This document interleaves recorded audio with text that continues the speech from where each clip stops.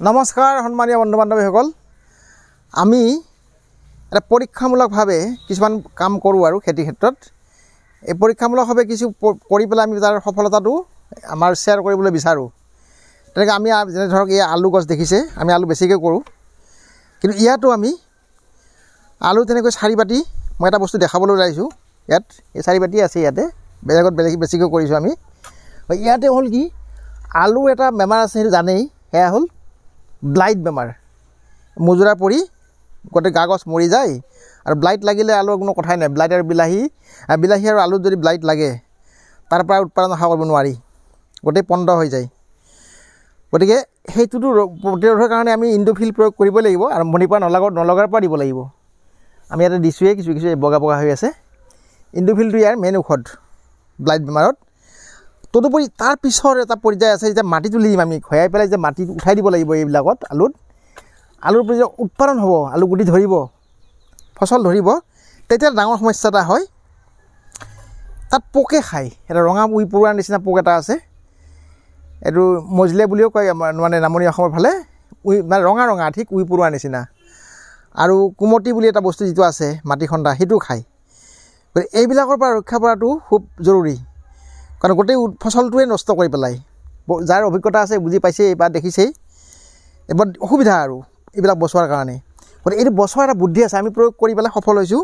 সেই বুদ্ধিটো হ'ল যেতিয়া আমি মাটি চপাই দিম মাটি চপাই দিয়াৰ আগত দুটা বস্তু ব্যৱহাৰ কৰিব লাগে এয়া হ'ল ছাই আৰু তাৰ লগতে এয়া চূণ জৈৱিকভাৱে কৰা প্ৰক্ৰিয়াত এইটো ব্যৱস্থা ৰাসায়নিকভাৱে কৰিলেতো বহুত ব্যৱস্থা ঔষধ দিব পাৰি আমি ৰাসায়নিক প্ৰক্ৰিয়াটো কোৱা নাই বা নকৰোঁ আমি সেইটো এয়া চূণ দেখিছে আৰু লগত চূণ আৰু ছাই চূণ আৰু ছাইটো আমি প্ৰথমতে ইয়াৰ গুৰিত ছটিয়াই দিব লাগে আমি সানি লৈছোঁ আগতে ভালকৈ মিহলাই লৈছোঁ এনে মিহলাই লোৱাৰ পিছত আমি গুৰি তেনেকৈ ছটিয়াই দিম এইটো বেছি হ'লেও কথা নাই কাৰণ এইটো জৈৱিক ৰাসায়নিক সাৰ হ'লেহে দিগদাৰী বা ৰাসায়নিক ঔষধ হ'লে দিগদাৰী আমি এনেকৈ মই জাষ্ট এটা লাইনৰ চেম্পলটো দেখাই দিম চেম্পল সেইটো এনেকৈ দি দিব লাগে গুৰিত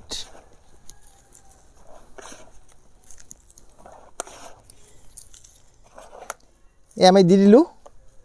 ইয়াৰ পিছত আমি যদি এনেকৈ মাটিবিলাক গুৰি চপাই দিওঁ গুৰি চপাই দিবই লাগিব দুবাৰমান চপাই দিব লাগে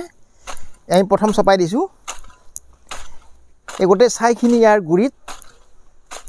আহি যাব এনেকৈ চপাই দিব লাগে চপাই দিয়াটো জানেই কিন্তু এই বস্তুটো দিলে ভাল আৰু এই দুবিধ বস্তু প্ৰয়োগ কৰোঁ আমি তাৰমানে এটা ফচল নষ্ট নহয় এনে ব্যৱহাৰিক দিশৰ পৰা প্ৰমাণটো পাইছোঁ সেইকাৰণে আমি এইটো শ্বেয়াৰ কৰিবলৈ এয়া ব্যৱস্থাটো লৈছোঁ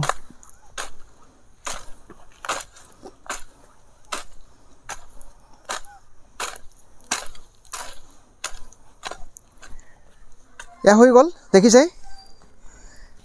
এনেকৈ যদি আমি ছাই আৰু চূণেৰে মাটি চপাই দিওঁ তেতিয়াহ'লে যিটো আলু ধৰিব তলত আলু হ'ব তাক পৰুৱাই বা কুমতি বা যিটো ৰঙা পৰুৱা সেইটো খাই নষ্ট কৰিব নোৱাৰে গতিকে ফচলখিনি সংৰক্ষিত হ'ব গতিকে ফচলৰ উৎপাদনৰ যদি 30% 40% নষ্ট হৈ যায় তেতিয়াহ'লে আমি উৎপাদন যথেষ্ট পৰিমাণে নাপাওঁ এয়া কৃষি বিজ্ঞানীসকলৰে কথা গতিকে সেইটোৰ পৰা ৰক্ষা হ'বলৈ আমি যেনেকৈ পাৰোঁ কিছু ব্যৱস্থা ল'ব লাগে কিন্তু কীটনাশক বা আন ধৰণৰ ৰাসায়নিক দ্ৰব্য প্ৰয়োগ কৰিলে তাৰ ফচলটোত অপকাৰী গুণটো আহি যায় বা অসুবিধা কৰে আৰু সেইটোৱে সেইকাৰণে আমি সেইটো প্ৰয়োগ নকৰোঁ জৈৱিকভাৱে কেনেকৈ নিয়ন্ত্ৰণ কৰিব পাৰি বা সফলতা লাভ কৰিব পাৰি সেই বিষয়ে বহুত চিন্তা চৰ্চা চলিছে বা আমাৰ অতীজৰ পৰা চলি আহিছে গতিকে ছাইটো তেনেকুৱা এটা উৎপাদন বঢ়াব পৰা উপাদান আমি বহুত ধৰণে ব্যৱহাৰ কৰিব পাৰোঁ ইয়াক পটাছ হিচাপে ব্যৱহাৰ কৰিব পাৰোঁ বা ইয়াক পোক পৰুৱা মৰাৰ কাৰণে ব্যৱহাৰ কৰিব পাৰোঁ লগতে চূণ দিলে চূণে বহুত পোক পৰুৱা আঁতৰাই ৰাখে উৰ পৰা আৰম্ভ কৰি গোটেইবিলাক গতিকে আমি আমাৰ প্ৰক্ৰিয়াটো দেখুৱালোঁ আমি বেছিকৈ কৰোঁ ইয়াতে মই জাষ্ট চেম্পল হিচাপে দেখাইছোঁ আৰু গতিকে এয়া কেনেকুৱা দেখিলে কি পালে আমাক মন্তব্যৰে উপকৃত কৰিব বুলি আশা কৰিলোঁ। ধন্যবাদ।